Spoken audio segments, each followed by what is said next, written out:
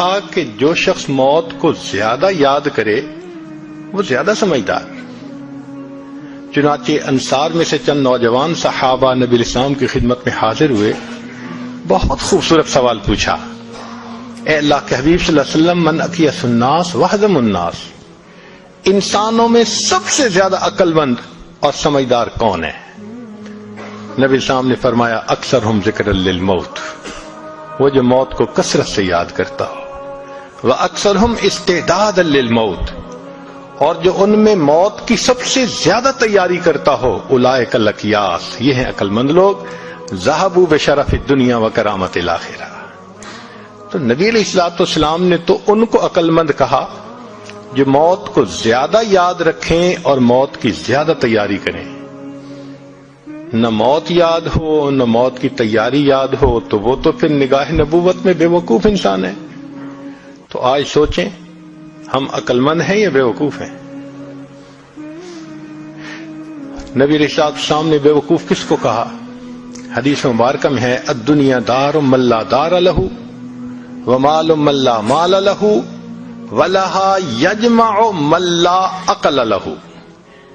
لسان نبوت سے نکلے ہوئے الفاظ ہیں کہ جو دنیا کو جمع کرنے میں لگا ہوا ہے اس شخص کے اندر عقل کی رتی نہیں ہے.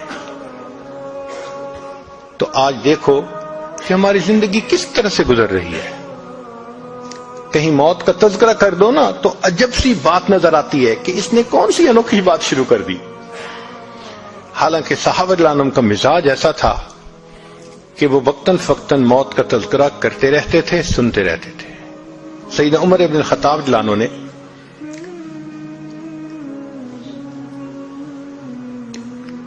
ایک شخص کے ذمہ لگایا تھا آپ میرے ساتھ ساتھ رہنا اور موقع کی مناسبت سے موت کا تذکرہ چھیڑتے رہنا. ایک دن آپ نے اس کو کہا کہ بھئی اب آپ کسی اور قوم پہ لگ جائیں. اس نے کہا کیوں امیر المومنین، اب موت کو یاد کرنے کی ضرورت نہیں ہے؟ تو آپ نے اپنی ریش کی طرف اشارہ کر کے کہا کہ دیکھو اب اس میں جو سفید بال آ گئے یہ مجھے موت کی یاد دلانے کے لیے کافی ہے. عمر لانو نے ایک انگوٹھی بنوائی ہوئی تھی، اس کے اوپر لکھا ہوا تھا کفا بالموت واعظا، اے عمر موت ہی واعظ کافی ہے. تو موت کو یاد کرتے رہتے تھے.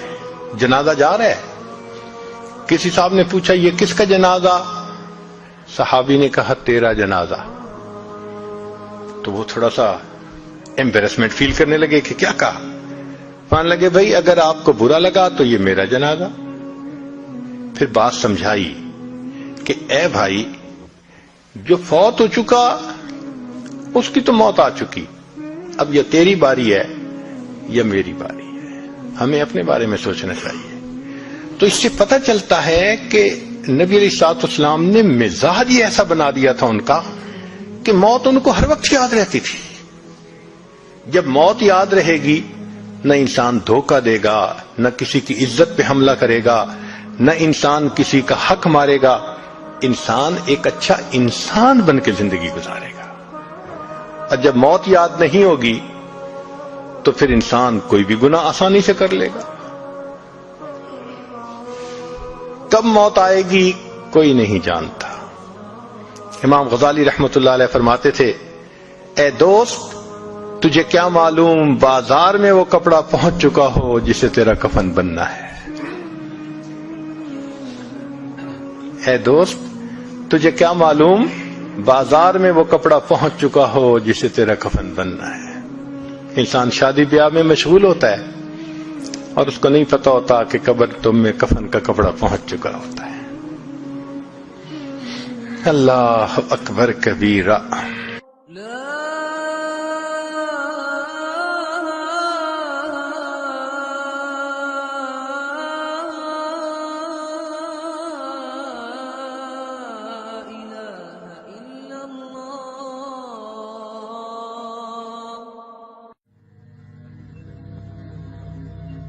ایک دن بادشاہ نے اپنے 3 وزراء کو دربار میں بلایا اور تینوں کو حکم دیا کہ تینوں ایک ایک تھیلا لے کر باغ میں داخل ہوں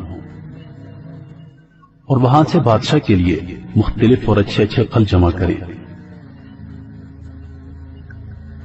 وزراء بادشاہ کے اس عجیب حکم پر حیران رہ گئے اور تینوں ایک ایک تھیلا پکڑ کر الگ الگ باغات میں داخل ہو گئے۔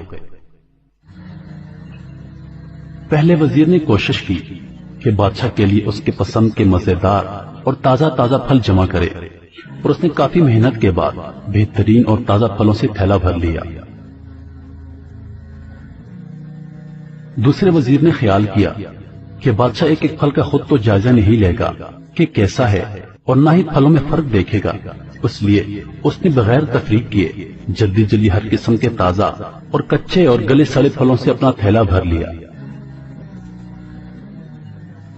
تیسرے وزیر نے سوچا کہ بادشاہ کی توجہ صرف تھیلے کے بھرنے پر ہوگی، اس کے اندر کیا ہے اسے بادشاہ نہیں دیکھے گا۔ یہی سوچ کر تیسری وزیر نے تھیلے میں گھاس پھوس اور پتے بھر لیے اور محنت سے بچ گیا اور وقت بھی بچا لیا۔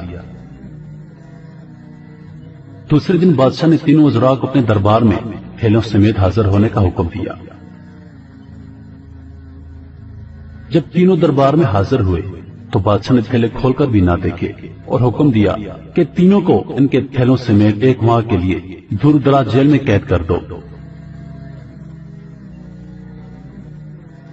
اب اس دور دراز جیل میں تینوں کے پاس کھانے پینے کے لیے کچھ نہیں تھا سوائے ان تھیلوں کے جو انہوں نے جمع کیا تھا۔ اب پہلا وزیر جس نے اچھے اچھے پھل چن کر جمع کیے تھے وہ مزے سے اپنے انہی پھلوں پر گزارا کرتا رہا، یہاں تک کہ 1 ماہ بآسانی گزر گیا۔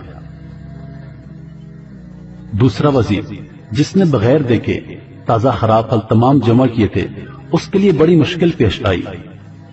کچھ دن تو تازہ پھل کھا لیے لیکن پھر کچے اور گلے سڑے پھل کھانے پڑے، جس سے وہ بہت سخت بیمار ہو گیا اور اسے بہت تکلیف اٹھانی پڑی۔ تیسرا وزیر جس نے اپنے تھیلے میں صرف گھاس پھوس ہی جمع کیا تھا وہ کچھ دن بعد ہی بھوک سے مر گیا کیونکہ اس کے پاس کھانے کو کچھ نہ تھا، ظاہر ہے اس نے تھیلے میں گھاس پھوس ہی جمع کیا تھا۔ میرے پیارے بھائیوں اور دوستو، اب آپ اپنے آپ سے پوچھئے آپ کیا جمع کر رہے ہیں؟ اس وقت آپ اس باغ میں ہیں جہاں سے آپ چاہیں تو نیک اعمال اپنے لیے جمع کریں اور چاہیں تو خراب اعمال، مگر یاد رہے جب بادشاہ کا حکم صادر ہوگا تو آپ کو اپنی جیل یعنی قبر میں ڈال دیا جائے گا۔ اس جیل میں آپ اکیلے ہوں گے جہاں آپ کے ساتھ صرف آپ کے اعمال کی تھیلی ہوگی، تو جو آپ نے جمع کیا ہوگا وہی آپ کو وہاں کام دے گا۔ تو آج تھوڑی سی محنت کر کے اچھی اچھی چیزیں یعنی نیک اعمال جمع کر لیں اور وہاں بآسانی اور آرام والی زندگی گزاریں۔ ابھی ہمارے پاس وقت بھی ہے اور اللہ پاک نے سب معذوریوں سے بھی دور کر رکھا ہے۔ اسے دن میں 5 بار تو یاد کر لیا کریں، بڑے بڑے اعمال کرنے کی توفیق وہ خود دے گا۔ اللہ پاک ہم سب کو سمجھنے اور نیک اعمال کرنے کی توفیق عطا فرمائے۔